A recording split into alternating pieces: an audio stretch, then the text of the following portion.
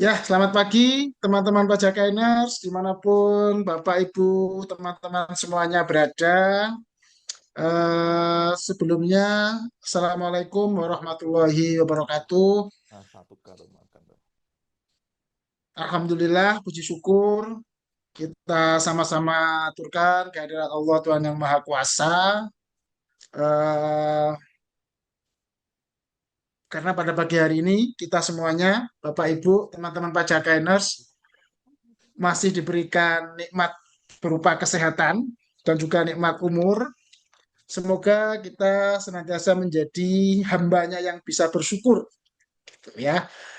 Eh, Teman-teman Pajakaners yang saya cintai semuanya, kembali lagi kita Ini sebelumnya udah kami 1.000 dong. mengucapkan selamat telah berlibur Ya, tahun baru. udah sayang selalu ya. Semoga Yoi. di tahun yang baru ini, di tahun 2026 ini, eh, apa-apa yang tahun kemarin belum tercapai bisa tercapai, dan yang sudah tercapai bisa kembali lagi Alhamdulillah. mencapai hal-hal yang ingin dicapai.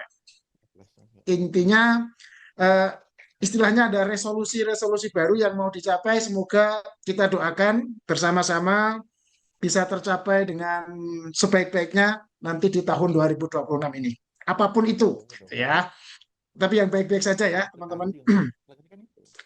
Oke, sebelum ke acara inti, yaitu nanti ada Mbak Bella yang akan menyampaikan tentang tema webinar kita pada pagi hari ini, yaitu penyusunan dan pelaporan SPT tahunan PPh orang pribadi melalui aplikasi Cortex, gitu ya. Jadi teman-teman nanti webinar ini lebih fokus kita akan membahas tentang SPT tahunan orang pribadi begitu. Karena memang dengan berlakunya Cortex ini untuk pelaporan pajak tahunan yang sebelumnya kita memakai DJP online, maka mulai tahun ini, yaitu untuk tahun pajak 2025, itu nanti kita harus lapor melalui Cortex. Jadi pastikan teman-teman pajak kainer semuanya Cortex-nya sudah diaktifasi, begitu ya. Kalau belum diaktifasi, nanti teman-teman tidak bisa menggunakan menu atau layanan yang ada di super app-nya DJP itu, yang kita sebut dengan Cortex, gitu.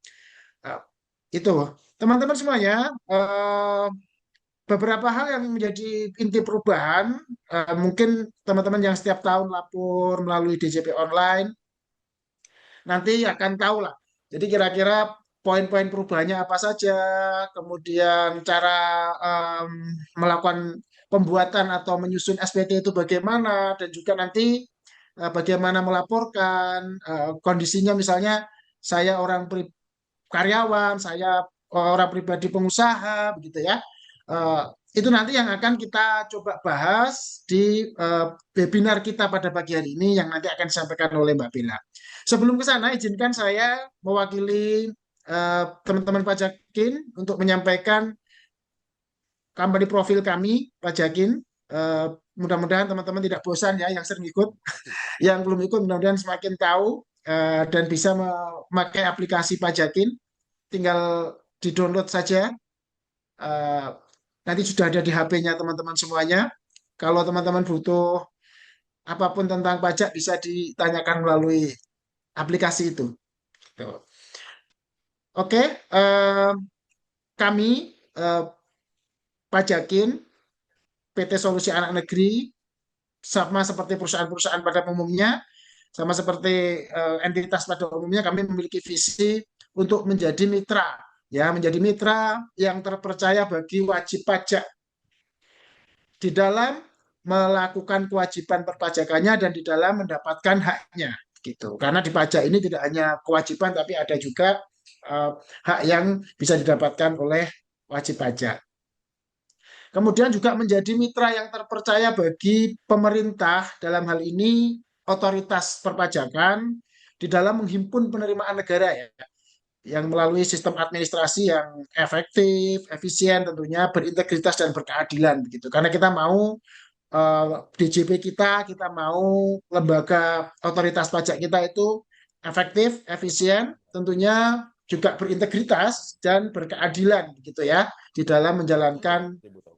Untuk hak apa? dan kewajibannya juga Untuk dalam ribut rangka melaksanakan tanggung jawabnya sebagai begitu. lembaga, Apa sebagai gitu? badan, sebagai institusi yang menghimpun penerimaan negara. Wah banget. Oke, teman-teman pajakaners, kami memiliki dua layanan utama, yaitu layanan online dan layanan offline.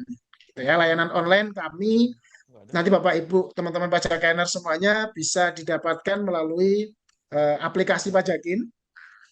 Jadi Alhamdulillah sampai dengan saat ini lebih dari 1,75 juta pengguna atau user kami yang senantiasa memanfaatkan aplikasi ini untuk keperluan-keperluan perpajakan teman-teman semuanya. Layanan online ini terdiri dari ada konsultasi, ada cek status NPWP, kemudian ada buku kas, ada akuntansi, ada e-billing, ada e-matre, dan ada izin usaha. Next, Mas. Belum belum.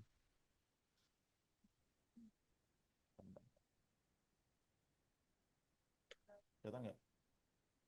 Nah, untuk menu konsultasi ini, teman-teman semuanya, menu konsultasi dapat teman-teman manfaatkan, dapat teman-teman gunakan ketika nanti teman-teman memerlukan eh, Datang nggak? tanya, menanyakan suatu hal, menanyakan tentang case perpajakan, begitu ya. Pajak apapun itu, nanti teman-teman bisa menggunakan menu ini, bisa memanfaatkan menu ini, dan kemudian bisa berkonsultasi dengan tim pajakin. Teman-teman juga bisa memilih mau chat aja atau mau melalui video call begitu ya kalau mau menjelaskan case-nya yang sedang dihadapi. Kemudian berikutnya ada menu cek status NPWP. Datang. Cek status NPWP ini kita perlukan ketika kita ada vendor, ada klien, ada lawan transaksi kita yang kita perlu tahu nih apakah memang benar NPWP-nya masih aktif atau sudah non efektif begitu. Jadi kita perlu mengecek status ini. Teman-teman bisa memanfaatkan ini menu ini untuk mengetahui status NPWP. Berikutnya ada menu buku kas. Nah, menu buku kas ini sebenarnya lebih sebagai menu untuk membantu teman-teman UMKM di dalam melaksanakan kewajiban pajak 0,5%-nya begitu ya. Jadi nanti tinggal dicatat kira-kira omsetnya berapa, harian nanti secara bulanan akan terakumulasi dan nanti teman-teman tinggal diklik dibuatkan ID billing-nya, kemudian kalau sudah selesai bisa dibayar. Jadi tidak perlu lagi teman-teman menghitung, tapi sudah ada di menu ini. Dan teman-teman bisa memanfaatkan menu ini ya, buku kas. Kemudian berikutnya ada menu akuntansi. Menu akuntansi ini, jikalau teman-teman semuanya ada kewajiban untuk melakukan pembukuan ya, karena seperti kita ketahui bahwa di dalam eh, undang-undang perpajakan ada yang namanya pencatatan dan pembukuan begitu. Ketika kita sudah wajib untuk pembukuan, maka kita wajib untuk melampirkan laporan keuangan minimal dua. Yang pertama adalah laporan posisi keuangan atau neraca dan juga laporan eh, laba rugi begitu ya. Jadi dua laporan itu nanti kalau teman-teman mau menambah laporan yang lain misalnya laporan arus kas, kemudian laporan eh, eh, eh, catatan atas laporan keuangan dan lain-lain silakan. Tetapi dua laporan keuangan tadi neraca dan laba rugi itu harus. Nah, kami membuat fitur atau menu akuntansi ini teman-teman bisa menggunakannya untuk nanti bisa teman-teman dapatkan ketika teman-teman sudah isi misalnya sudah diisi nih transaksinya apa melalui menu akuntansi ini nanti eh, outputnya adalah laporan keuangan tadi, yaitu laporan laba rugi misalnya kalau memang itu terkait dengan pos-pos atau akun-akun yang ada di laba rugi yang teman-teman input dan juga tentunya laporan posisi keuangan atau neraca yang hasil dari inputan tadi. Tapi tentunya semuanya memerlukan inputan ya teman-teman ya. Jadi kalau teman-teman inputnya apa ya nanti pasti akan keluarnya atau outputnya itu yang akan bisa teman-teman download ya. Semakin lengkap teman-teman menginput, maka semakin baik dan semakin lengkap pula laporan yang nanti teman-teman bisa download dari menu akuntansi ini. Berikutnya ada menu e-billing. Jadi menu e-billing ini eh, ya kita kita gunakan untuk mendapatkan ID billing dan ID billing itu nanti bisa teman-teman gunakan untuk membayar pajak begitu ya, baik melalui bank ataupun melalui tools-tools lain yang sudah disediakan oleh DJP. Berikutnya ada menu e-materai. E-materai ini eh, yang materai digital ya, materai e-materai yang teman-teman bisa dapatkan di Pajakin ini bisa teman-teman eh, gunakan untuk melakukan pembukuan biasanya ada di dokumen-dokumen digital begitu ya. Misalnya ketika melakukan eh, membuat lamaran kerja, membuat ini dokumen-dokumen digital yang diperlukan dalam perjanjian dan lain sebagainya. Nah, teman-teman bisa eh, dapatkan e-materai ini dipajakin. Tinggal pilih berapa yang mau diperlukan e-materai yang ada di dokumen Bapak Ibu semuanya. Oke, berikutnya ada menu izin usaha. Jadi menu izin usaha ini bagian dari Pajakin untuk membantu teman-teman semuanya yang ingin membuat badan usaha ya, baik PT perseorangan, baik firma, baik CV maupun PT dan lain-lain ya, koperasi, yayasan. Kalau mau mendirikan, kami siap untuk membantu teman-teman di dalam pendiriannya. Nanti sampai dapat akte pendirian, dapat NIB, kemudian dapat eh, keterangan-keterangan lain, surat-surat lain yang nanti akan kita berikan. Karena memang kami sudah ada dengan tim notaris yang melakukan proses pendirian sesuai dengan ketentuan perundang-undangan yang berlaku. Termasuk ketika nanti Bapak Ibu ingin merubah atau ada perubahan atas susunan eh, direksi maupun apapun ya, susunan apapun di akte perusahaan, maka kami juga siap untuk membantu teman-teman semuanya.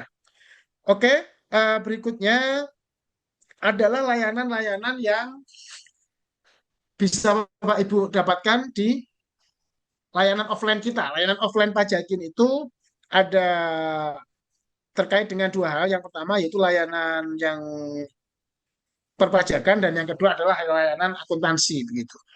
Nah, next Mas. Untuk layanan offline kita yang bisa Bapak Ibu dapatkan nanti mulai dari yang paling sederhana yaitu tax compliance misalnya. Karena tax compliance di sini misalnya untuk kewajiban pajak bulanan. Eh, untuk jenis usaha apapun ya, nanti bisa kita lakukan pendampingan ataupun bisa Bapak Ibu tanyakan permasalahannya ke kami. Kemudian ada juga setelah tax compliance biasanya ada tax dispute.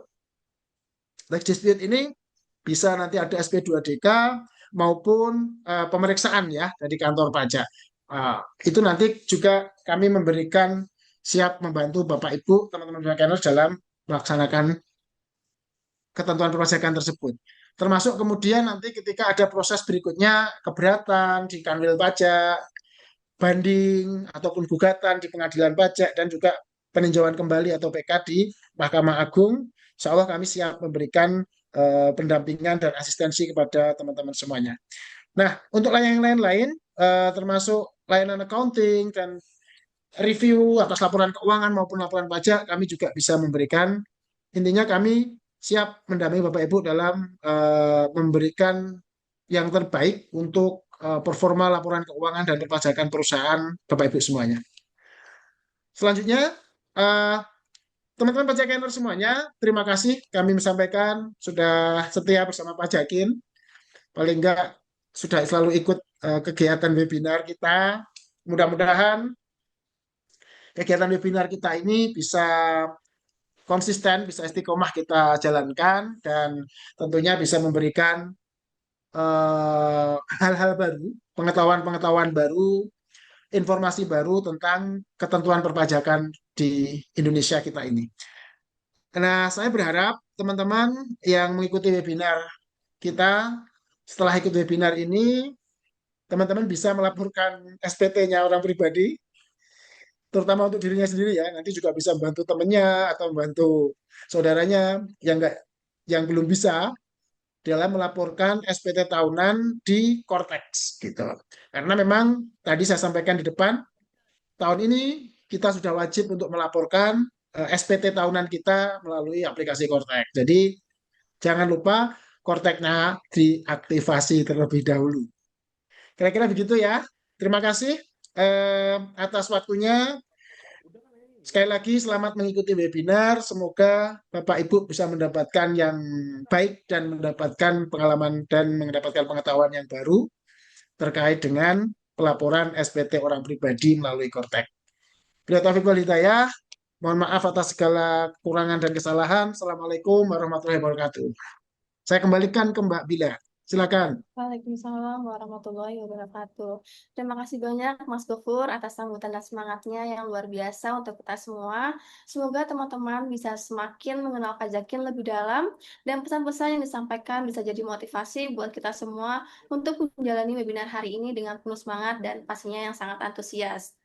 Baik, sekarang kita akan masuk ke sesi utama yang pastinya udah ditunggu-tunggu nih oleh teman-teman, yaitu pemaparan materi dengan tema penyusunan dan pelaporan SPT tahunan PPH orang pribadi melalui aplikasi Cortex. Materi ini akan dibawakan langsung oleh narasumber kita yang luar biasa, yaitu Mbak Tansia Vibela selaku Accounting and Tax Specialist dari Pajakin. Tapi sebelum dimulai, saya mau ingatkan sekali lagi, jangan lupa untuk tetap stay sampai akhir acara ya, karena sistem kami akan mendeteksi kehadiran teman-teman sebagai salah satu syarat untuk mendapatkan e-sertifikat gratis hari ini. Jadi siapkan catatannya, relax, dan nikmati sesi serunya bareng Mbak Bella. Oke, sekarang kita akan masuk ke sesi utama. Yuk kita sapa dulu narasumber kita. Halo Mbak Bella, apa kabar? Halo Mbak Nabila, Alhamdulillah kabar baik. Semoga selalu dalam keadaan yang sehat ya Mbak. Udah siap kan Mbak buat sharing ilmu seputar pajak untuk kita semua? Siap dong, dengan senang hati aku siap sharing dan bahas seputar pajak bareng teman-teman semua. Semoga sesi ini bermanfaat dan makin bikin urusan pajak kita lebih mudah tentunya. Oke, baik. Mbak Bella boleh sharing nggak nih sebelum lapor SPT tahunan PPH orang pribadi di Cortex, apa aja sih yang harus benar-benar diperhatikan supaya kita nggak salah langkah? Oke, jadi Nabila dan teman-teman semuanya, sebelum lapor SPT tahunan di Cortex, ada beberapa hal yang harus kita perhatikan terlebih dahulu. Yang pertama, tentunya kita harus selalu pastikan data kita itu sudah benar, bukti potong kita sudah lengkap, penghasilan yang dilaporkan itu sudah sepenuhnya, serta harta sudah diupdate dari tahun sebelumnya. Jadi jangan lupa teman-teman pastikan juga apakah masih ada pajak kurang bayar agar tidak salah langkah nanti saat submit. Jadi nanti di webinar ini kita akan kupas tips praktisnya supaya pelaporan SPT aman, lancar, dan bebas koreksi. Jadi jangan lupa ikuti webinarnya sampai akhir ya. Oke, terima kasih banyak Mbak Bella. Kalau begitu langsung saja ke pemaparan materi dari Mbak Bella. Waktu dan jaringan kami persilakan untuk Mbak Bella. Silakan Mbak. Oke, terima kasih Nabila.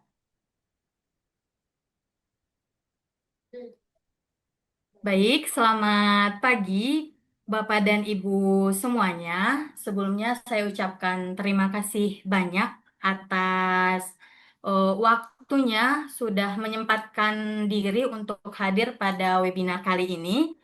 Semoga dimanapun kita berada selalu dalam keadaan sehat dan tetap semangat mengikuti webinar ini sampai akhir. Amin, amin ya robbal alamin.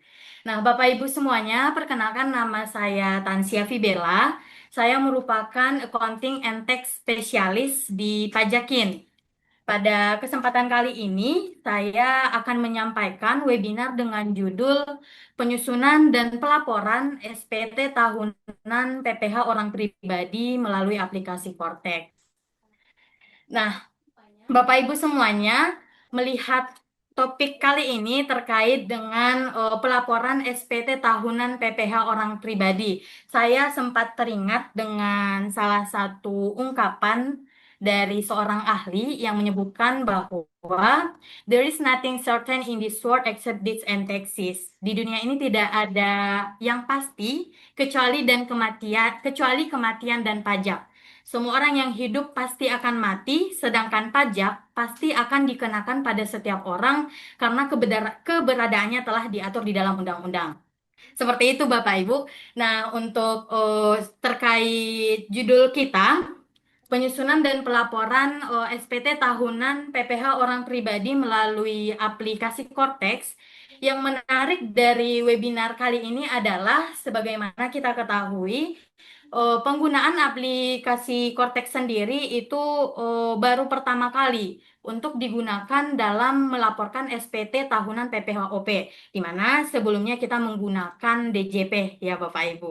Oke, bisa di next.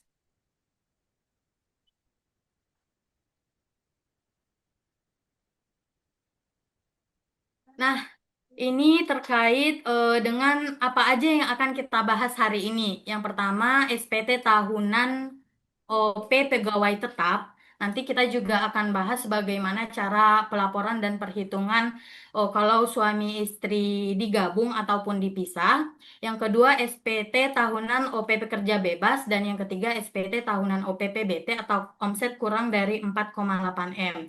Jika memungkinkan, nanti akan kita lanjutkan ke poin 2 dan 3, namun jika tidak, mungkin akan dibahas di webinar-webinar selanjutnya, Bapak dan Ibu sekalian. Bisa di next. Nah, sebelum kita jauh melangkah terhadap melaporkan SPTOP PPH orang pribadi, ada beberapa syarat yang harus kita penuhi dulu, supaya kita bisa melaporkan SPT nantinya.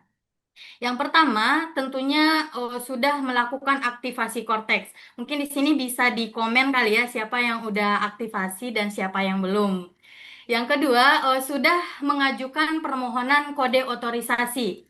Yang ketiga, setelah kita mengajukan kode otorisasi, kita melakukan validasi kode otorisasi dibuktikan dengan bukti penerbitan.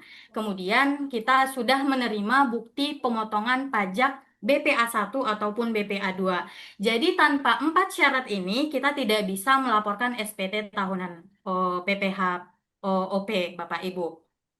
Nah, yang paling krusial dari 4 syarat ini adalah yang pertama itu aktivasi. Jadi Bapak Ibu pastikan sudah aktivasi. Yang kedua itu adalah kode otorisasi. Karena sering sekali kita lupa untuk kode otorisasi karena ketika kita sudah merasa sudah bisa masuk ke Cortex dan melupakan kode otorisasi tersebut.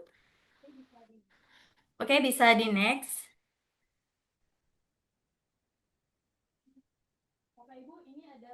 Nah, Bapak Ibu, ini adalah aktivasi yang tadi saya sampaikan di awal.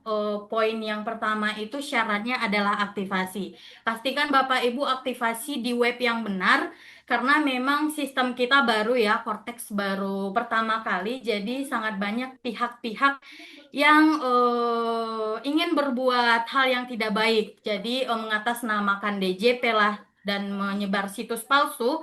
Hal ini untuk kepentingan pribadi. Jadi Bapak Ibu harus tetap waspada dan gunakan situs yang resmi dari DJP. Mungkin bisa juga follow IG Pajakin karena di situ kita juga sudah update perpajakannya sudah cukup bagus dan itu sudah sesuai dengan apa yang disampaikan oleh DJP.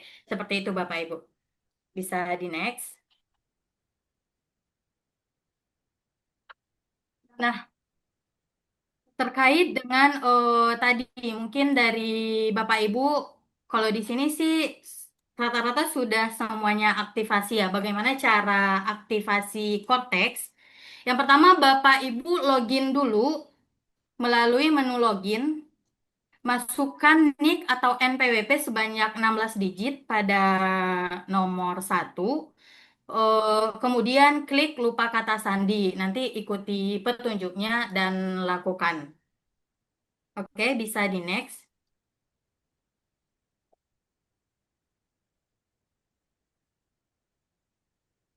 Nah, yang kedua tadi yang lumayan krusial itu dan sering dilupakan adalah pengajuan kode otorisasi. Caranya bagaimana? Setelah Bapak Ibu tadi login melalui slide sebelumnya, silakan Bapak Ibu masuk ke menu portal saya, kemudian pilih sertifikat elektronik. Nanti ikuti petunjuknya dan masukkan passpressnya. Seperti itu. Bisa di next.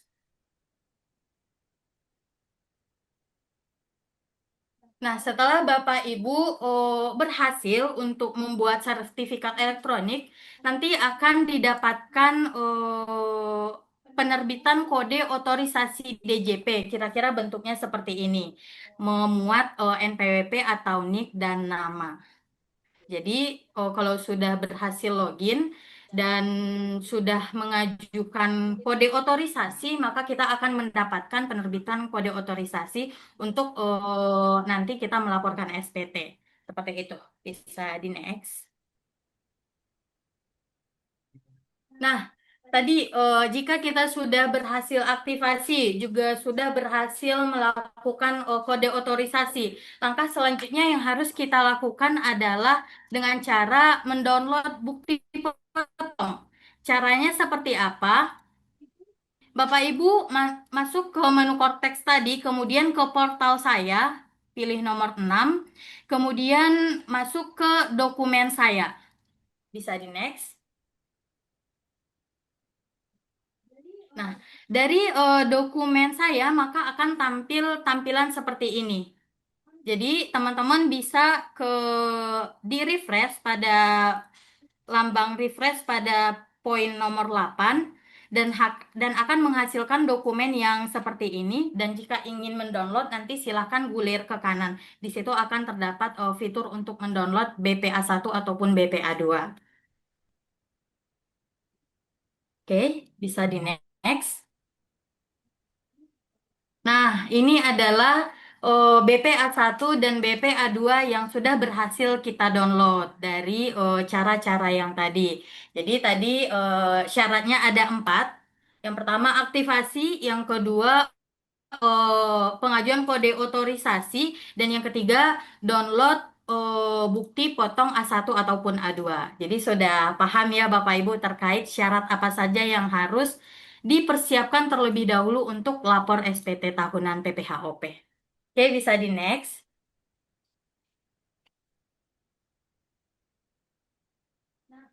Nah, Bapak Ibu, tadi kita sudah berhasil ke login.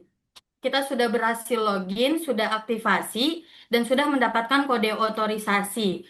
Untuk melaporkan SPTOP ada 3 langkah yang harus kita perhatikan. 3 langkah yang harus kita perhatikan. Yang pertama, siapkan dokumen pendukung. Yang kedua, login dan buat konsep SPT. Dan yang ketiga, isi dan sampaikan SPT.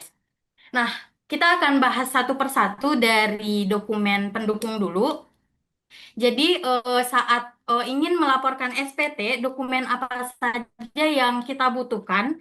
Yang pertama, bukti potong dari pemberi kerja. Ini adalah BPA1 atau BPA2 yang telah kita download sebelumnya.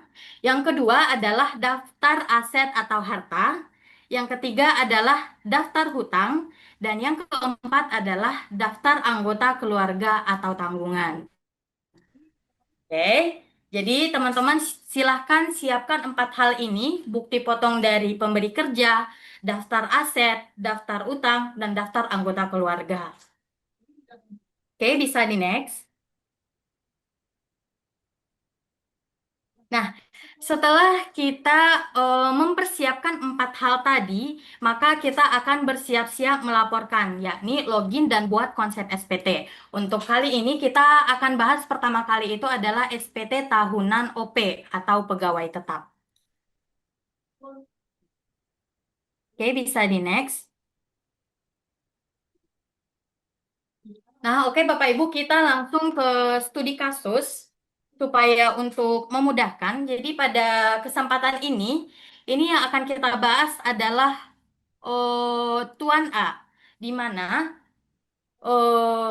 kata kunci yang pertama, Tuan A bekerja pada satu pemberi kerja sebagai pegawai tetap yang bekerja selama 1 tahun penuh sejak bulan Januari sampai dengan Desember 2025. Telah memiliki bukti potong A1 dari perusahaan. Oke?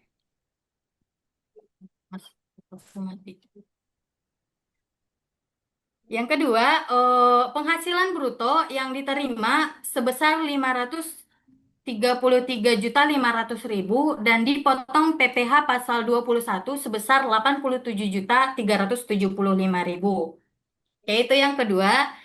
Yang ketiga, memiliki status penghasilan tidak kena pajak. PTKP TK0, tidak kawin dengan nol tanggungan. Kemudian, memiliki harta sampai dengan akhir tahun pajak 2025 berupa kas yang disimpan di Indonesia dengan tahun perolehan 2024 sebesar 300 juta dan harta bergerak berupa mobil dengan tahun perolehan 2025 sebesar 200 juta. Yang ketiga, memiliki hutang sampai dengan akhir tahun pajak 2025 berupa hutang dari pemberi pinjaman Indonesia dengan tahun perolehan 2025 sebesar 200 juta. Kemudian memiliki PPh yang dipotong atau dipungut pihak lain atau pemberi kerja 87.375.000. Kemudian tidak memiliki pembayaran zakat atau sumbangan wajib keagamaan yang disampaikan kepada lembaga keagamaan yang dibuat atau disahkan oleh pemerintah, tidak memiliki fasilitas pajak dan tidak memiliki kredit pajak lain selain kredit pajak dari bukti potong BPA1 yang diberikan oleh perusahaan. Oke, bisa di next. Nah, setelah kita melihat kondisi dari Tuan A, di slide sebelumnya, maka kita akan melaporkan SPT tahunan Tuan A. Bagaimana caranya? Yang pertama, teman-teman login melalui Cortex, kemudian pilih SPT pada poin nomor 1. Setelah itu, teman-teman pilih lagi SPT pada nomor 2. Oke, bisa di next. Nah, setelah teman-teman berhasil pilih SPT, maka akan muncul tampilan berikut ini. Silahkan teman-teman pilih konsep SPT dan buat konsep SPT. Oke. Dan jangan lupa pastikan SPT-nya belum pernah dibuat sebelumnya ya. Bisa di next. Nah, setelah teman-teman berhasil membuat konsep SPT, maka akan tampil tampilan berikut ini. Silahkan teman-teman pilih PPh orang pribadi karena memang kondisinya Tuan A adalah OP ya. Oke, bisa lalu klik lanjut. Nah, setelah teman-teman klik lanjut, maka akan tampil tampilan berikut ini. Jadi silakan teman-teman pilih SPT tahunan pada poin nomor 7. Untuk periodenya, pilih tahun pajak Januari 2025 sampai dengan Desember 2025. Kemudian diklik lanjut. Nah, setelah teman-teman klik lanjut, maka akan tampil tampilan seperti ini. Mungkin bisa dilihat dulu tampilannya supaya nanti pada saat pelaporan itu tidak lupa ya. Dan setelah itu, teman-teman silahkan klik lambang pensil untuk melakukan pengisian. Itu pada poin nomor 10.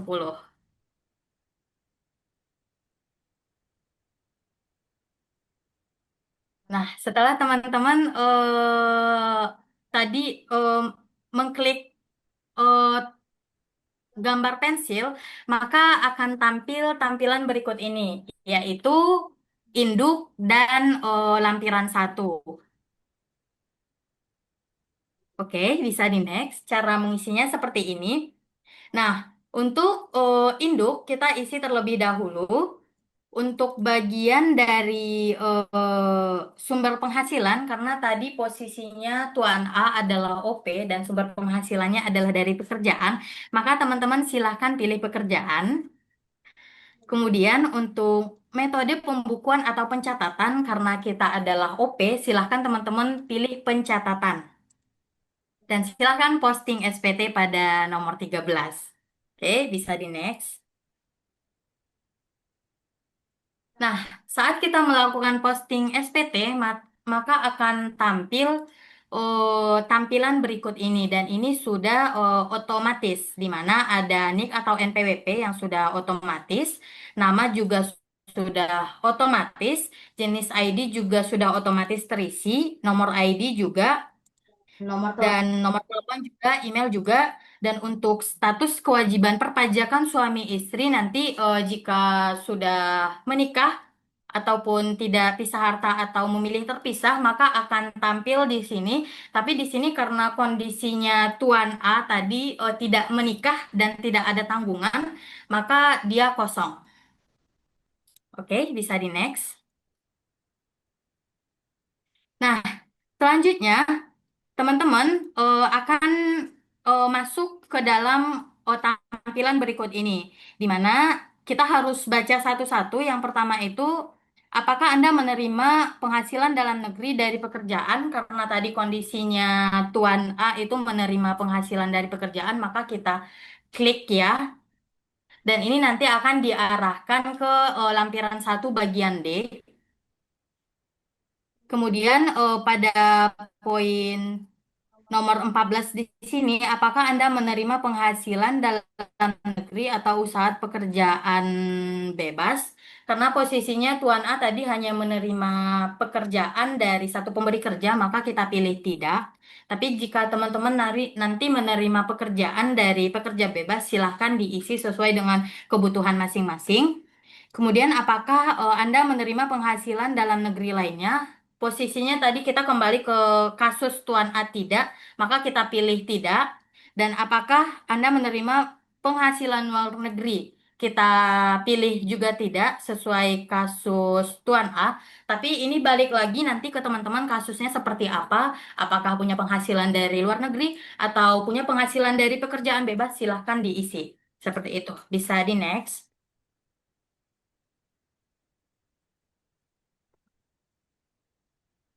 Nah, untuk selanjutnya, poin nomor 17, setahun ini akan langsung terisi oleh sistem eh, nomor 8 sesuai dengan 18, maaf, sesuai dengan kasus Tuan A, maka kita pilih tidak. Kemudian, jika untuk penghasilan neto setelah pengurangan penghasilan neto ini akan langsung terisi oleh sistem. Kemudian pilih PTKP yang sesuai atau di kasus ini silahkan pilih TK0. Jadi Bapak Ibu untuk PTKP sendiri, kalau sebelumnya kita itu di DJP kita bisa memilih ya untuk PTKP-nya apakah kita TK0, K1, K2 dan sebagainya. Tapi untuk di Kortex sekarang, untuk kita tidak bisa langsung mengisi status PTKP. Ini bisa kita lakukan edit di bagian unit family text. Jadi teman-teman kalau ada perubahan PTKP karena ini langsung terhubung dengan Dukcapil, jadi silahkan masuk nanti ke menu portal saya dan pilih family unit untuk melakukan pembaharuan PTKP. Jadi tidak bisa langsung di SPT, seperti itu. Nah, next untuk poin 21 itu penghasilan kena pajaknya akan langsung terisi oleh sistem. Kemudian PPh terutang juga akan terisi oleh sistem. Untuk poin 23 sesuai kasus Tuan A pilih tidak. Dan PPh terutang setelah pengurangan PPh terutang ini akan langsung terisi oleh sistem. Oke, bisa di next. Nah, teman-teman sesuai dengan kasus Tuan A, untuk poin 25 silahkan pilih iya karena memang Tuan A punya bukti potong dari pemberi kerja. Kemudian poin 26 ini akan langsung terisi untuk angsuran PPh pasal 25 ini ada beberapa orang yang punya dan ada yang tidak ya, teman-teman, tergantung dari kita apakah kita punya angsuran PPh pasal 25 atau tidak. Untuk 27 juga akan langsung terisi oleh sistem. Kemudian untuk 28 silahkan pilih tidak sesuai dengan kasus Tuan A. Dan poin 29 sampai dengan 31 ini akan langsung terisi oleh sistem. Oke, bisa di next. Nah, Bapak Ibu, untuk selanjutnya silahkan eh, lihat tampilan berikut ini. Di sini ada terdapat pembetulan dan permohonan pengembalian. Untuk induk bagian F atau pembetulan akan terisi jika status SPT tahunan wajib pajak kurang atau lebih bayar. Dan untuk bagian G atau permohonan pengembalian dilengkapi jika status SPT tahunan wajib pajak lebih bayar dan mengajukan pengembalian PPh lebih bayar ke DJP. Jadi sesuai dengan kasus Tuan A tadi, maka bagian ini bisa kita lewati saja karena memang tidak ada seperti itu. Oke, bisa di next. Nah, tadi untuk bagian H, angsuran PPh pasal 25, karena memang Tuan A tadi tidak dijelaskan, dia memiliki angsuran PPh pasal 25, maka teman-teman yang kasusnya mirip dengan Tuan A, tidak memiliki angsuran PPh pasal 25, silahkan pilih tidak pada nomor 32, 33, sampai dengan 34. Oke, bisa di next. Nah, oke, selanjutnya untuk poin 35, ini terkait dengan pernyataan dari transaksi lainnya. Untuk nomor 35, silahkan pilih ya, karena Tuan A di kasusnya tadi memiliki harta. Kemudian untuk 36, silahkan pilih tidak sesuai dengan kasus Tuan A di awal tadi. Nomor 37 itu juga pilih tidak, merujuk pada kasus Tuan A juga. Dan 38, 39 ini akan terisi langsung oleh sistem. Dan 40 pilih tidak, 41 akan terisi langsung oleh sistem. Oke, bisa di next. Nah, untuk lampiran tambahan, yang pertama, laporan keuangan atau laporan keuangan yang telah diaudit. Jadi teman-teman, karena kita metodenya SPTOP, jadi pilih tidak atau pilih no karena memang pembukuannya adalah pembukuan sederhana atau metode pencatatan. Yang kemudian dari yang B, bukti pembayaran zakat atau sumbangan keagamaan, ini untuk kasus Tuan A tadi sudah dijelaskan tidak ya, jadi silahkan pilih no, tapi bagi teman-teman nanti yang punya silahkan disesuaikan kembali. Kemudian yang ketiga itu adalah bukti pemotongan atau pemungutan sehubungan dengan kredit pajak luar negeri. Bagi teman-teman yang punya kredit pajak luar negeri nanti silahkan disesuaikan pilih ya. Namun untuk kasus Tuan A ini tidak ada, jadi silahkan pilih no. Kemudian surat kuasa ini hanya untuk SPT kertas ya teman-teman, jadi kita tidak perlu. Silahkan pilih no dan dokumen lainnya silahkan pilih no. Oke, bisa di next.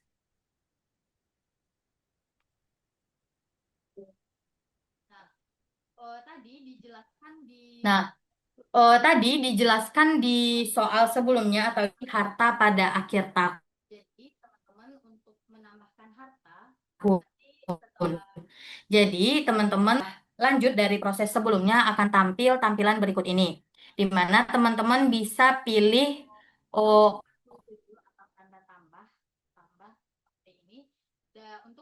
tambah seperti ini.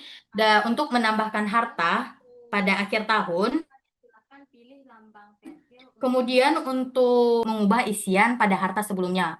Dan jika ada kesalahan, silahkan pilih lambang hapus sesuai nomor 49. Bisa di next.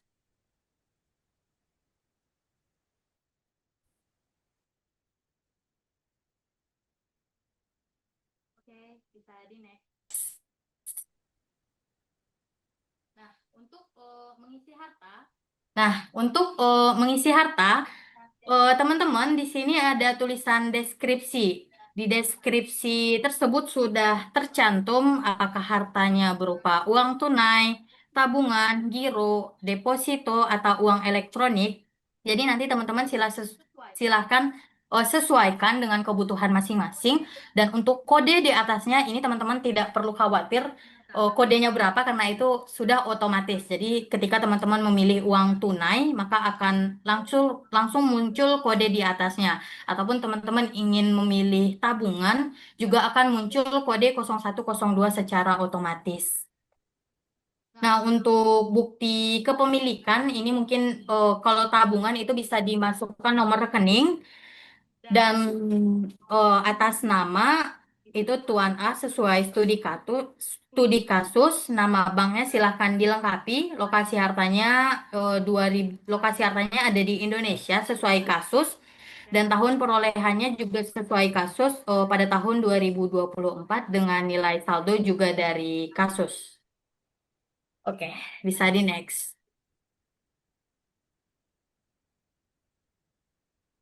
Nah, tadi jika teman-teman sudah mengisi tabungan tapi masih memiliki harta lain nih, jadi kita bisa langsung tambah lagi hartanya di poin nomor 59, sesuaikan kayak tadi, hartanya berbentuk apa, dan nilainya berapa, silahkan diisi sesuai dengan kebutuhan teman masing-masing. Karena ini adalah kasus dari Tuan A, maka tadi Tuan A punya mobil, maka kita isikan sesuai dengan perintah soal sebelumnya. Seperti itu. Bisa di next. Nah, teman-teman juga akan dilanjutkan. Oh, sebelum tadi kita sudah mengisi semua harta, jangan lupa diklik simpan untuk menyimpan konsep SPT kita. Dan untuk selanjutnya itu kita akan diarahkan pada utang pada akhir tahun pajak. Oh iya teman-teman, ada satu hal yang perlu digarisbawahi untuk harta nantinya diharapkan tidak melebihi penghasilan.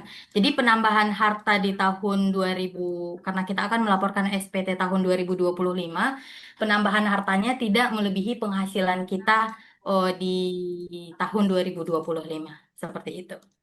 Untuk utang juga sama kayak harta tadi, teman-teman bisa langsung sesuaikan dengan tambah utang, masukkan utang apa, dan kodenya itu akan otomatis muncul dan sesuaikan dengan kebutuhan masing-masing dari teman-teman.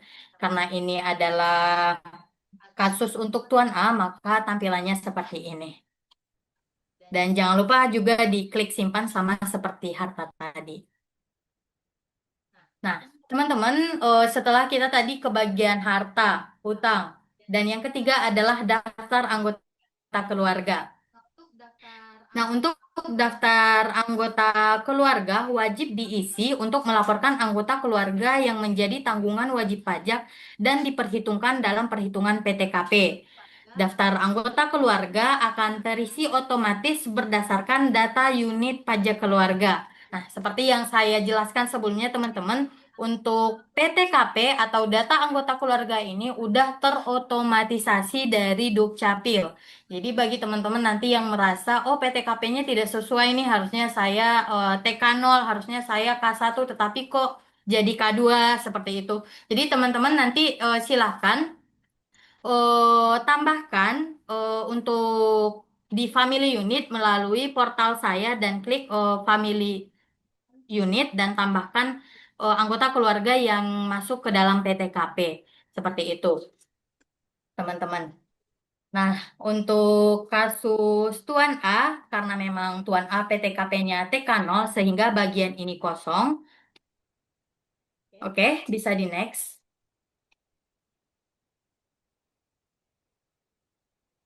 Nah, untuk bagian D, penghasilan neto dalam negeri dari pekerjaan, tabel penghasilan neto dalam negeri dari pekerjaan akan terisi otomatis berdasarkan data penghasilan BPA1 dari pemberi kerja. Oke, teman-teman, tidak perlu dikhawatirkan karena penghasilan netonya akan langsung terisi. Yang kedua, wajib pajak diberikan pilihan untuk menambahkan data penghasilan dari pekerjaan lain apabila diperlukan. Nah, seperti yang saya jelaskan sebelumnya, jika teman-teman mungkin ada pekerjaan lain dan memang dipakai untuk membeli harta, jangan sampai harta yang kita laporkan lebih besar dari penghasilan kita. Nanti akan muncul pertanyaan, itu uangnya dari mana? Jadi teman-teman silahkan tambahkan data penghasilan dari pekerjaan lain jika memang ada. Nah, karena dalam kasus Tuan A terisi otomatis dari satu pemberi kerja dengan penghasilan bruto sebesar 533.500.000 dan penghasilan neto sebesar 527.500.000. Maka nanti ini akan langsung masuk ke dalam induk SPT.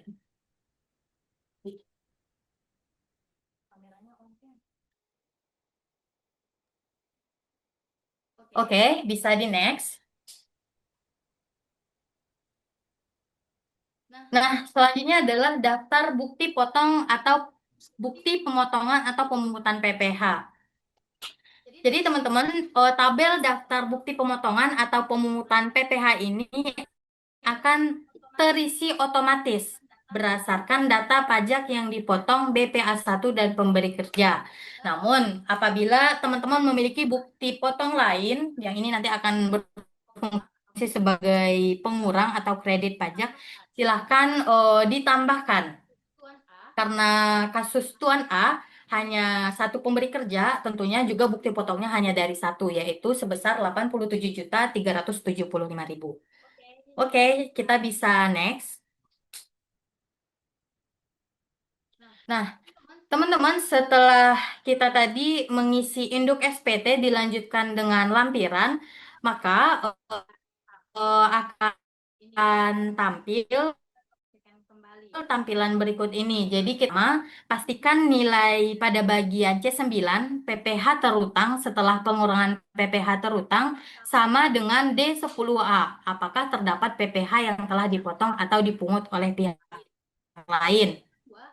Yang kedua, apabila C9 sama dengan D10A atau PPh terutang setelah pengurangan PPh sama dengan PPh yang telah dipotong atau dipungut oleh pihak lain, maka nilai E11A PPh kurang bayar atau lebih bayar akan 0 atau nihil. Jadi teman-teman silahkan pastikan apakah sama atau tidak. Karena dalam dalam kasus Tuan A, C9 sama dengan D10, artinya PPh terutang setelah pengurangan PPh terutang sama dengan PPh yang telah dipotong atau dipungut oleh pihak lain senilai 87.375.000, maka SPT tahunan PPh orang pribadi Tuan A siap dilakukan pelaporan. Oke, bisa di next.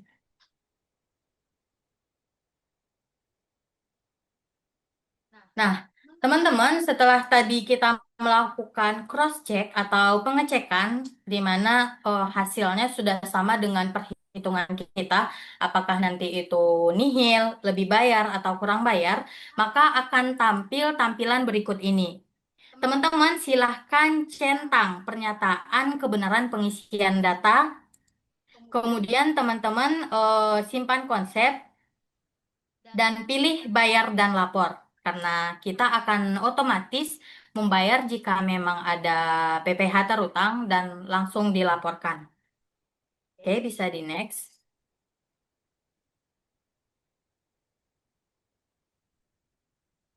Nah, setelah tadi kita bayar dan lapor, maka di sini akan dimintai konfirmasi tanda tangan. Ini yang dijelaskan di awal tadi, syarat utama ketika ingin lapor SPT. Yang pertama tadi aktivasi, yang kedua permohonan kode otorisasi. Jadi fungsi dari kode otorisasi ini adalah sebenarnya di sini Bapak Ibu. Jadi saat Bapak Ibu ingin melaporkan SPT-nya, kalau tidak ada kode otorisasi, maka SPT kita tidak bisa dilaporkan. Jadi silahkan jangan lupa ajukan permohonan kode otorisasinya itu nanti dibuktikan dengan penerimaan kode otorisasi dari DJP. Kemudian teman-teman pilih konfirmasi tanda tangan setelah memasukkan paspresnya dan klik simpan. Oke, bisa di next. Nah, maka setelah berhasil itu maka akan tampil tampilan berikut ini. Tadi kalau Tuan A kita baru membuat konsep SPT, teman-teman bisa lihat di sebelah kiri itu ada Tuan A, surat pemberitahuan SPT, konsep SPT, SPT menunggu pembayaran, dan SPT dilaporkan, SPT ditolak, dan SPT dibatalkan. Jadi tadi kita di konsep SPT, sekarang kita sudah di SPT dilaporkan. Karena memang kita sudah melaporkan SPT dari Tuan A.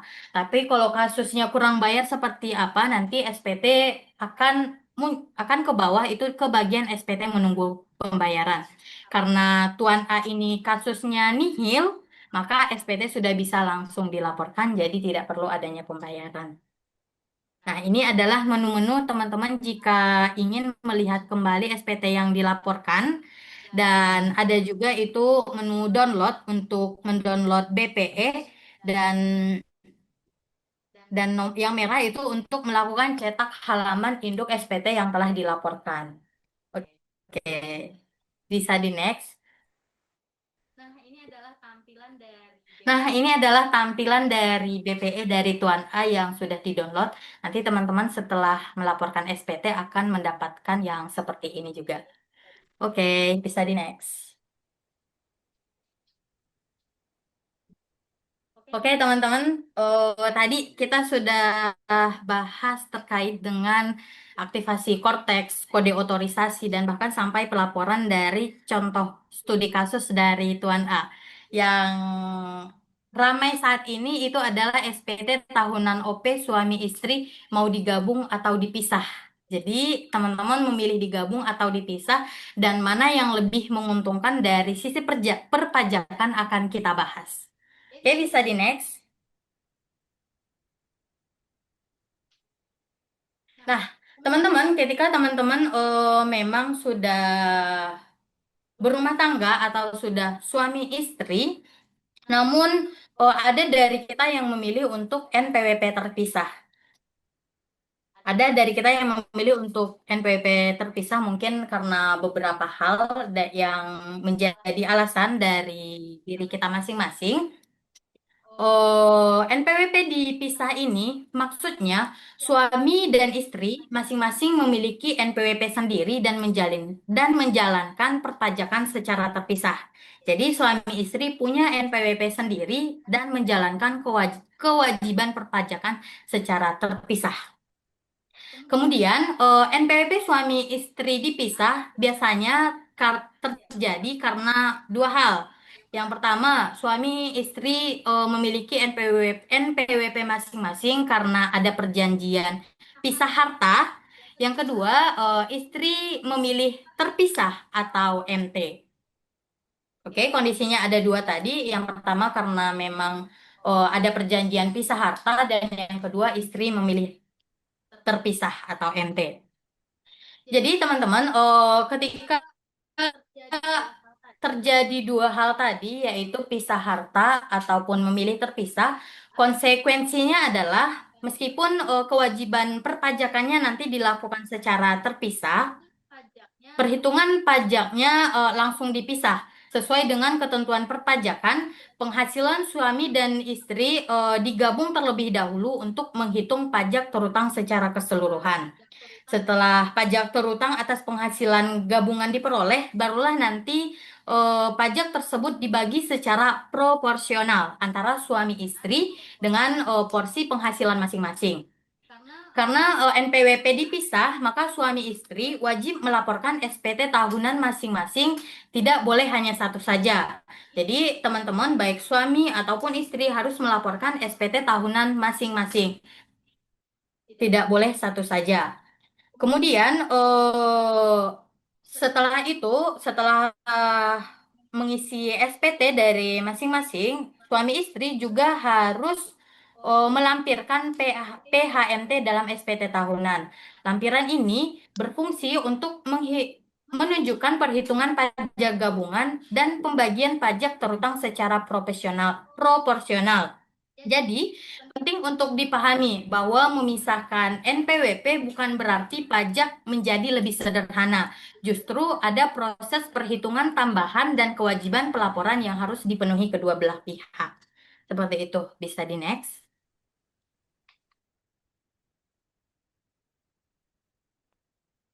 Nah, teman-teman, bagaimana cara perhitungan pajak NPWP suami istri dipisah?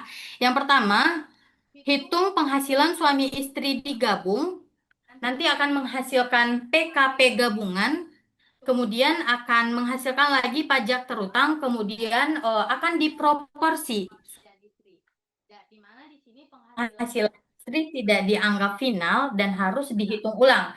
Jadi risikonya jika suami istri dipisah maka pajaknya harus dihitung ulang. Seperti itu. Oke, bisa di next. Nah, bagaimana kalau kita berbicara tentang NPWP suami istri digabung? Kalau tadi kita sudah bicara tentang suami istri dipisah, ada dua syarat karena memang pisah harta dan istri memilih untuk berpisah, maka untuk NPWP suami istri digabung juga terjadi karena dua hal. Yang pertama karena memang tidak ada perjanjian pisah harta tadi. Yang kedua itu istri memilih digabung. Nanti konsekuensinya seperti apa? Untuk ketika NPWP suami istri digabung, maka kita harus menonaktifkan NPWP istri terlebih dahulu. Jadi, pelaporan SPT nanti melalui melalui korteks suami. Jadi, NPWP istri dinonaktifkan. Kemudian, NIK istri juga harus didaftarkan sebagai tanggungan di NIK suami melalui portal Family Unit tadi. Oke, bisa di next.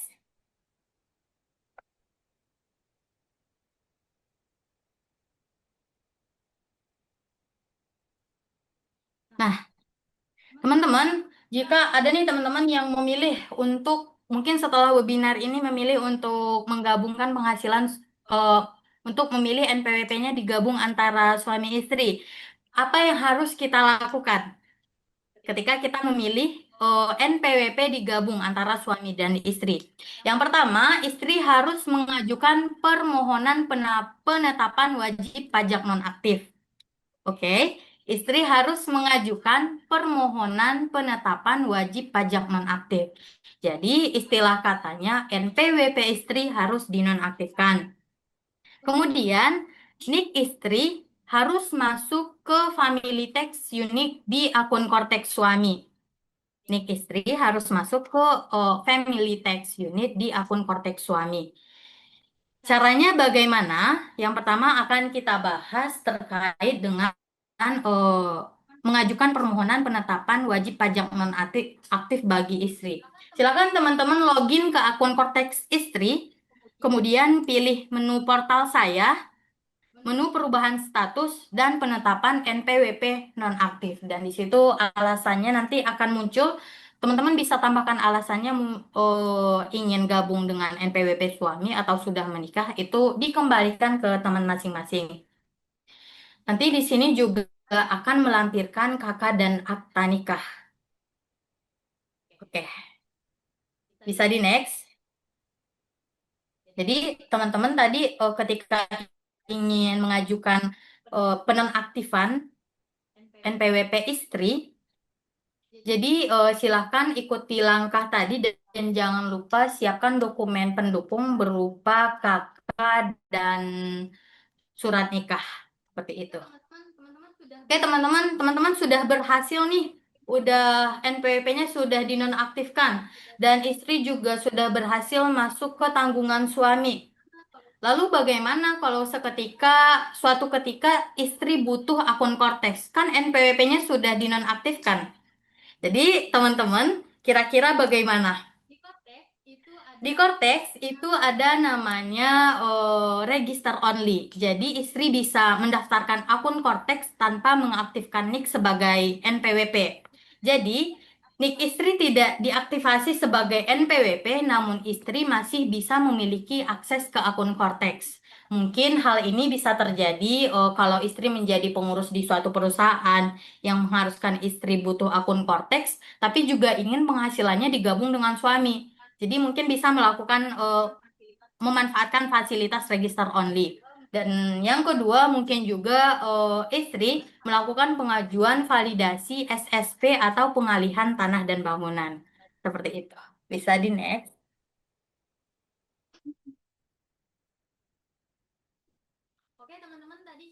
Oke, teman-teman, tadi kita sudah bahas gimana caranya, apa yang membedakan antara NPWP digabung sama NPWP dipisah.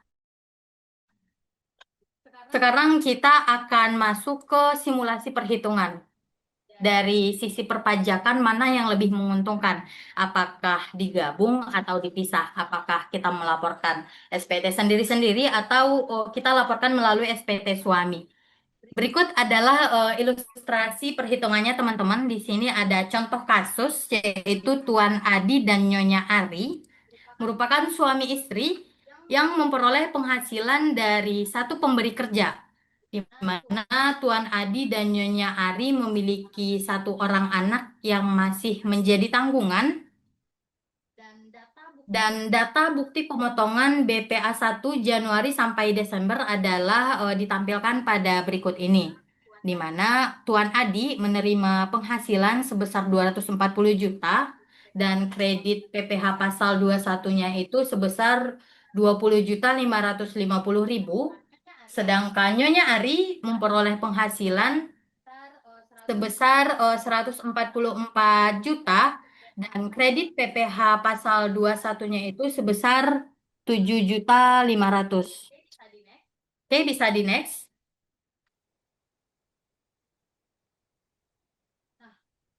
Nah, sebelum kita lanjut ke perhitungan, mungkin Bapak Ibu bisa komen dulu kira-kira mana yang lebih menguntungkan, apakah digabung atau dipisah.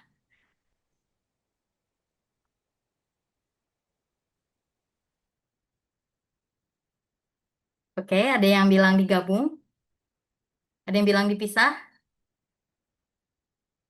Oke, teman-teman, bisa di... Oke, yang pertama, ini mayoritasnya jawabnya digabung ya. Oke, kita hitung.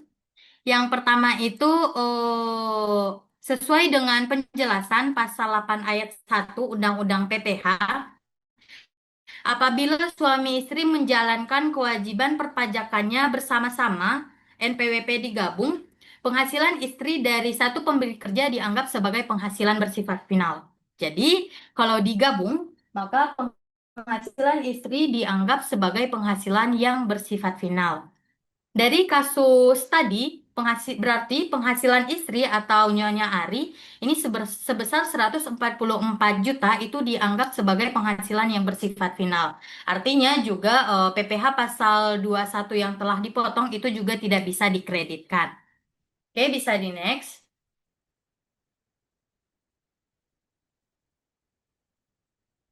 Nah, ini adalah contoh perhitungannya ya teman-teman, di mana penghasilan neto dari Tuan Adi adalah 240 juta. Kemudian Nyonya Ari adalah 144 juta sehingga penghasilan neto gabungannya adalah 240 juta. Kira-kira kenapa tidak dijumlahkan? Penghasilannya tidak 384 juta. Karena teman-teman tadi penghasilan dari Nyonya Ari itu dianggap sebagai penghasilan final, final. Karena sehingga penghasilan yang diperhitungkan adalah penghasilan dari Tuan Adi sebagai penghasilan netonya, ya. Kemudian teman-teman bisa masukkan PTKP-nya K1, kemudian tambahkan WP kawin itu 4.500, tanggungan 1 4.500. Kemudian PTKP gabungannya adalah 63 juta, sehingga penghasilan kena pajak gabungan adalah sebesar 177 juta. di mana 177 juta, maka kita hitung PPh terutangnya yang pertama 5% dari 60 juta sebesar 3 juta, yang kedua 15% dari 117 juta senilai 17 juta 550. Jadi jumlah PPh terutang gabungannya adalah 20.550.000. Karena Tuan Adi tadi sesuai di contoh soal itu memiliki kredit pajak sebesar 20.550.000 juga, maka PPh kurang atau lebih bayarnya itu adalah nihil, jadi tidak punya. Jadi kalau digabung ini nihil ya, sesuai kasus dari Tuan Adi dan Nyonya Ari. Bagaimana kira-kira kalau kita pisah? Bisa di next?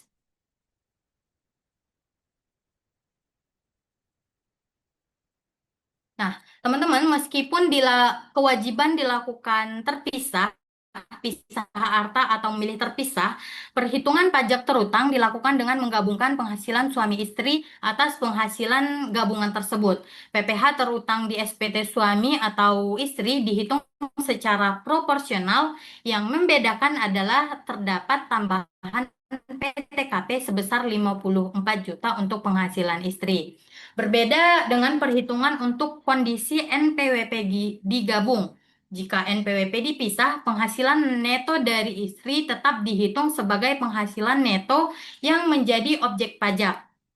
Yang menjadi objek pajak PPh pasal 21 atas penghasilan istri juga tetap dapat dikreditkan, di mana suami dan istri melakukan pelaporan SPT tahunan masing-masing.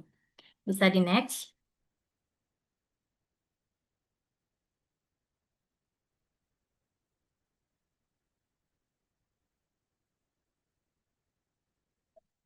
Nah, teman-teman, berikut adalah ilustrasi jika adanya pemisahan antara NPWP antara Tuan Adi dan Nyonya Ari. Jadi, kita harus tetap menghitung penghasilan gabungannya. Yang berbeda adalah di sini penghasilan dari Nyonya Ari itu tidak bersifat final. Jadi, penghasilan neto dari Tuan Adi dan Nyonya Ari itu dijumlahkan sehingga nanti menghasilkan penghasilan neto gabungan itu 384 juta. Nah, untuk dari wajib pajak PTKP-nya itu 54 juta, tambahan untuk istri itu 54 juta, dan tambahan wajib pajak kawin itu 4.500.000, tanggungan 4.500.000. Jadi jumlah PTKP gabungannya adalah 117 juta, dikurang dengan penghasilan neto, itu nanti penghasilan kena pajaknya adalah 267 juta. Lanjut kita melakukan perhitungan untuk PPh terutangnya. 5% dikali 6 juta, 60 juta, 3 juta, 15% dikali 190 juta, 28.500.000, 25% dikali 17 juta, 4.250.000. Jadi PPh terutang gabungannya itu adalah 35.750.000. Dan PPh terutang jika diproporsional, maka Tuan Adi sebesar 22.343.750 dan Nyonya Ari 13.406.205. Sehingga kita bisa memasukkan kredit pajak karena tadi penghasilan Nyonya Ari tidak bersifat final, maka kredit pajaknya bisa kita masukkan sehingga nanti akan menghasilkan PPh kurang bayar sebesar 1.793.750 untuk Tuan Adi dan Nyonya Ari 5.906.250. Oke, mungkin bisa di sebelumnya dulu, di back ke yang tadi, yang perhitungan digabung. Nah, teman-teman bisa lihat perbedaannya ketika kita memilih untuk digabung, maka PPh kurang bayarnya nihil, 0. Sedangkan jika kita memilih terpisah, bisa di next.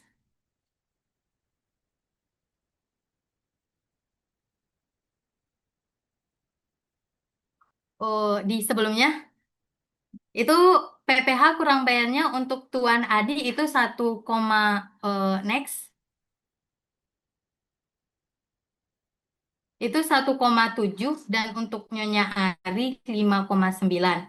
Jadi teman-teman berdasarkan perhitungan di atas, SPT tahunan Tuan Adi maupun Nyonya Ari berstatus kurang bayar jika dibandingkan dengan perhitungan dengan kondisi NPWP digabung terdapat selisih PPh terutang sebesar 15.200.000.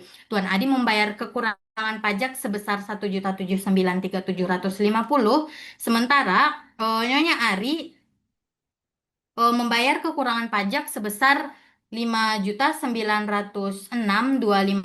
Hal ini disebabkan oleh penghasilan neto yang berdampak pada penghasilan kena pajak yang meningkat dan masuk ke lapisan tarif PPh OP yang lebih tinggi. Jadi di sini kita memakai 25% teman-teman. Tadi kalau di digabung itu cuma kita memakai 15% seperti itu. Bisa di next. Oke, teman-teman, mungkin sekian dari webinar kami untuk materi selanjutnya. Itu terkait dengan omset di bawah 4,8 dan juga pekerjaan bebas. Akan kita bahas di webinar selanjutnya. Dan bagi teman-teman yang tadi masih ada pertanyaan, bisa menghubungi kami melalui aplikasi Pajakin, melalui menu konsultasi, dan juga bisa langsung secara offline ke Pajakin, teman-teman. Sebagai penutup, kami berharap webinar ini dapat memberikan pemahaman yang lebih jelas dan praktis mengenai pelaporan SPT tahunan PPHOP dengan pelaporan yang tepat waktu dan sesuai dengan ketentuan. Tidak hanya memenuhi kewajiban perpajakan, tetapi juga berkontribusi dalam mendukung pembangunan nasional. Terima kasih atas partisipasi Bapak Ibu sekalian. Semoga materi yang disampaikan bisa sama-sama menebar kebermanfaatan bagi Bapak Ibu dan juga bagi kami tentunya. Sekian, saya kembalikan kepada Nabila. Baik, terima kasih Mbak Bella atas penjelasannya yang super insightful dan sangat mudah dipahami. Rasanya kita jadi makin tercerahkan dan juga makin paham nih bagaimana tata cara penyusunan dan pelaporan PPh orang pribadi melalui sistem terbaru Cortex. Oke, sebelumnya kita masuk ke sesi kuis. Saya ingin menyampaikan beberapa hal dulu nih. Jika teman-teman merasa materi hari ini bermanfaat dan membuka wawasan baru, kami ingin minta dukungan dari teman-teman semua untuk memberikan review bintang 5 di App Store maupun di Play Store aplikasi kami. Kenapa sih harus memberikan review bintang 5 di App Store maupun Play Store kami? Karena ulasan positif dari teman-teman akan membantu aplikasi kami lebih banyak dikenal oleh banyak orang. Nah, kalau makin banyak yang tahu dan pakai, otomatis kami jadi makin semangat dan bisa lebih sering lagi mengadakan webinar-webinar gratis dan berbobot seperti ini. Linknya sudah dibantu share oleh admin di kolom chat ya. Kami akan berikan waktu 1 menit untuk teman-teman mengisi review tersebut.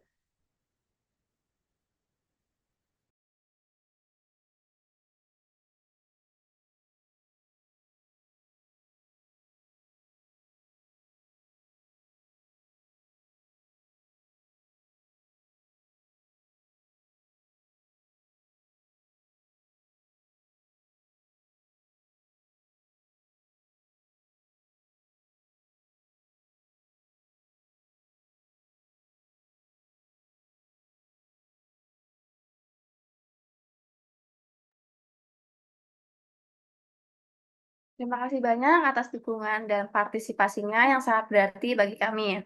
Nah, selanjutnya kita akan masuk nih ke sesi kuis yang paling tunggu-tunggu. Siap-siap ya, karena selain seru, sesi ini juga bakal ngetes nih seberapa fokus teman-teman nyimak materi tadi. Saya jelaskan dulu ya aturan mainnya. Setelah saya hitung mundur, teman-teman bisa silakan langsung klik fitur raise hand yang ada di Zoom. Tapi ingat ya, kalau ada yang raise hand duluan sebelum hitung mundur dimulai, otomatis gugur. Jadi teman-teman bisa tolong lebih bersabar sedikit ya. Baik, kita mulai sekarang ya. 3, 2, 1. Raise hand sekarang.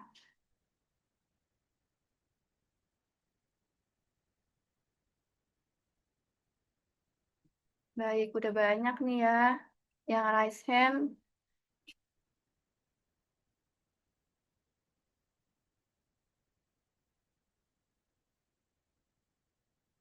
Oke, kita udah dapet nih namanya. Yang pertama itu ada Ibu Estri Dwi Artanti. Apakah ada?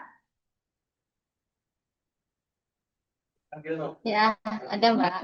Halo Ibu Estri, gimana udah Ya, siap halo. untuk menjawab pertanyaannya? Ya, Baik, saya bacakan ya pertanyaannya. Siapakah yang wajib melaporkan SPT tahunan orang pribadi? A. Orang pribadi yang tidak memiliki NPWP. B. Orang pribadi yang sudah memiliki NPWP. C. Orang pribadi yang tidak memiliki penghasilan. Dan D. Pelajar dan mahasiswa. B, orang pribadi yang sudah memiliki NPWP. Baik, betul sekali nih Ibu Estri. Selamat ya Ibu.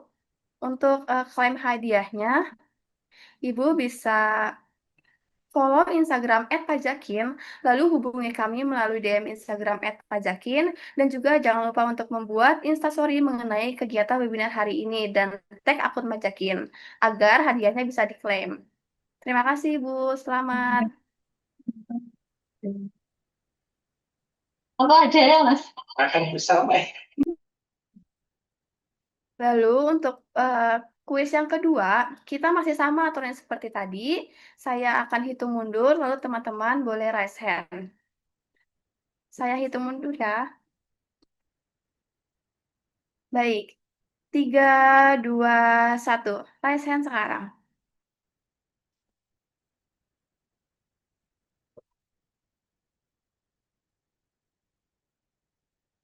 Oh, udah banyak nih teman-teman yang sangat antusias ya untuk mengikuti sesi kuis ini.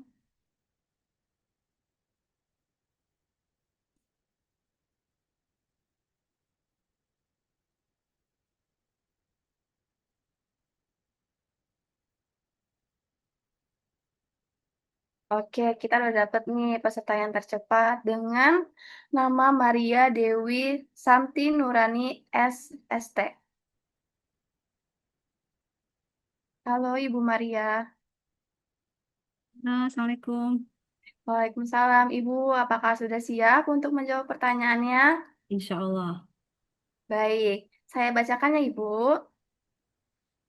SPT tahunan orang pribadi digunakan untuk melaporkan A. Pajak pertambahan nilai, B. Pajak kendaraan bermotor, C. Pajak penghasilan orang pribadi selama 1 tahun, dan D. Pajak impor. C.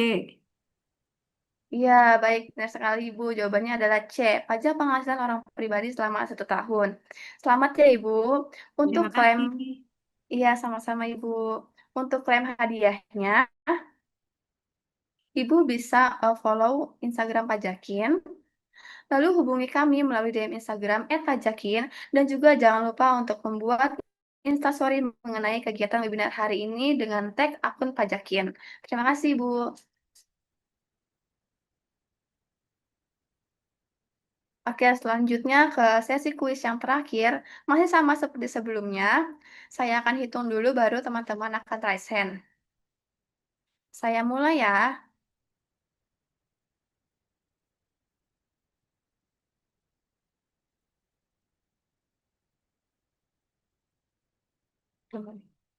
Tiga, dua, satu. Raise hand sekarang.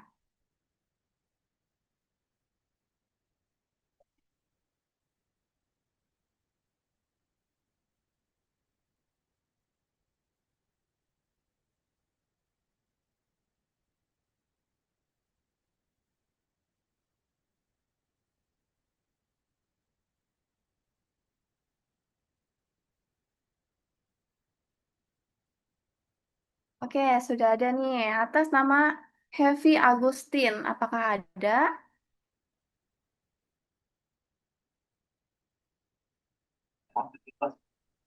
Ya, hadir. Halo Ibu Heavy, apakah sudah siap untuk menjawab pertanyaannya? Siap. Baik, saya bacakannya Ibu pertanyaannya. Pelaporan SPT tahunan orang pribadi saat ini dilakukan melalui A. Kantor kelurahan, B. Bank, C. Kantor pos, dan D. Kortex. D. Kortek. Baik, benar sekali nih Ibu. Jawabannya adalah D, Cortex. Selamat ya Ibu, sudah menjawab jawaban yang benar. Nah, untuk klaim hadiahnya gampang sekali nih Bu. Ibu bisa follow Instagram @pajakin, lalu hubungi kami melalui DM Instagram @pajakin, dan juga jangan lupa untuk membuat Instagram mengenai kegiatan webinar hari ini dengan tag akun Pajakin. Terima kasih Ibu, selamat sekali lagi.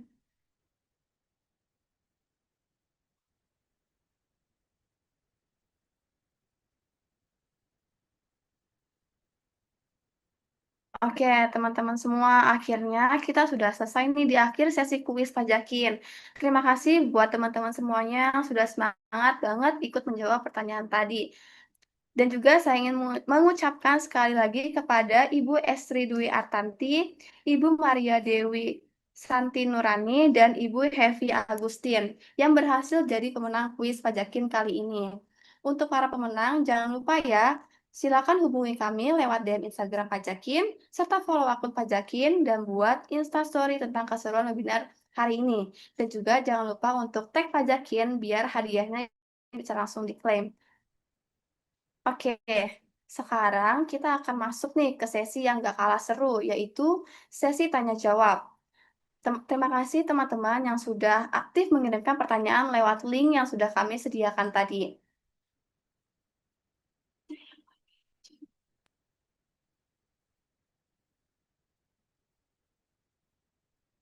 Oke, tanpa berlama-lama lagi, saya akan membacakan pertanyaan dari Ibu Desiska Chandra Dewi dengan pertanyaan, jika seorang perempuan status sudah menikah dan punya 2 anak, maka PTKP yang digunakan apa ya, Kak? TK0 atau bukan? Silakan Mbak Bella untuk dijawab. Oke, sesuai dengan pertanyaannya tadi, apabila ada istri, istilah kita bilangnya yang sudah menikah, apakah PTKP-nya bagaimana? Jadi, Bapak, Ibu, dan teman-teman semuanya, sesuai dengan aturan perpajakan, PTKP sebenarnya melekat pada suami.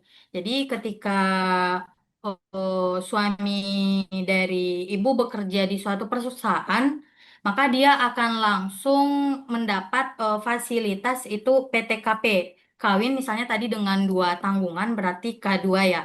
Jika ibu juga melampirkan pada SPT dengan status K2, maka itu nanti akan didouble. Jadi untuk istri tidak perlu karena hanya melekat pada suami.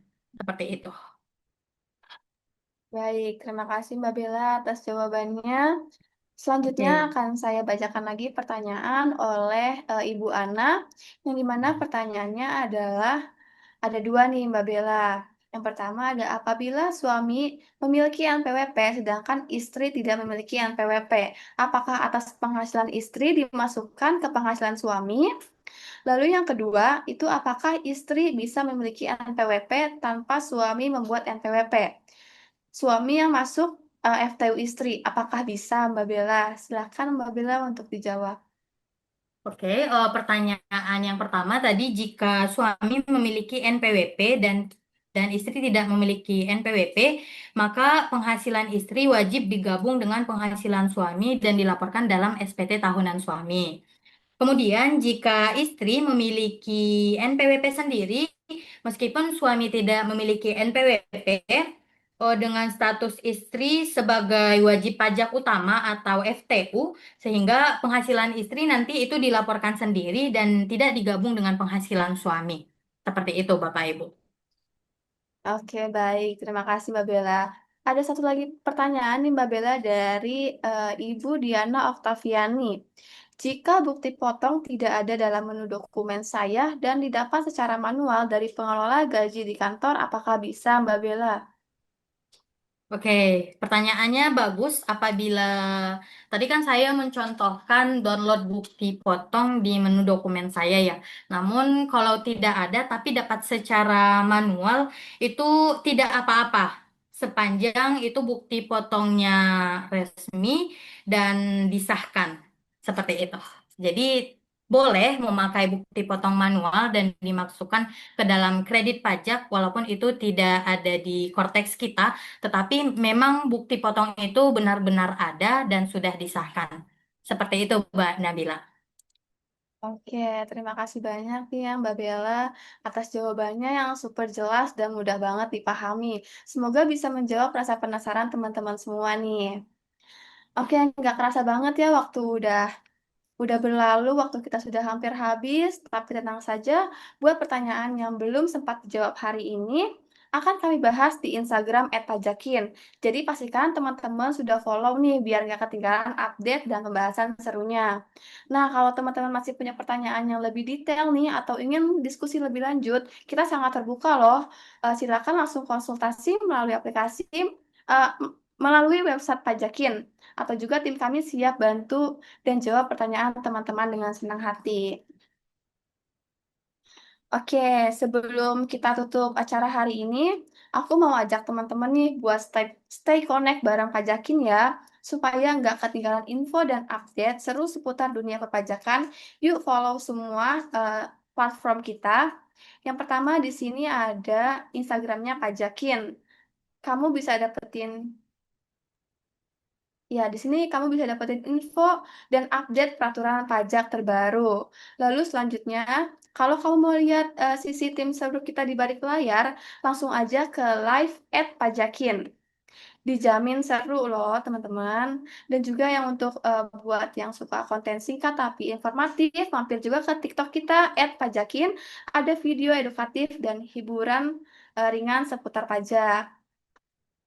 Dan juga nih teman-teman, kalau pengen nonton ulang webinar kita yang tadi nih atau webinar sebelum-sebelumnya, teman-teman bisa lihat di YouTube-nya Pajakin, karena di sana ada siaran nonton ulang webinar atau konten edukatif lainnya. Dan juga kalau teman-teman ingin em, mencari tempat podcast dan obrolan santai tentang pajak, tapi yang lebih santai, teman-teman bisa cek di YouTube YouTube Lapak Pajak, karena di sana itu tempatnya podcast dan obrolan santai tapi berbobot tentang pajak. Dan juga yang terakhir, jangan lupa kunjungi website Pajakin. Di sana ada artikel dan berita pajak terkini yang bisa bantu kamu tetap up to date. Jadi, yuk follow semuanya biar makin dekat sama Pajakin dan gak ketinggalan seru event berikutnya.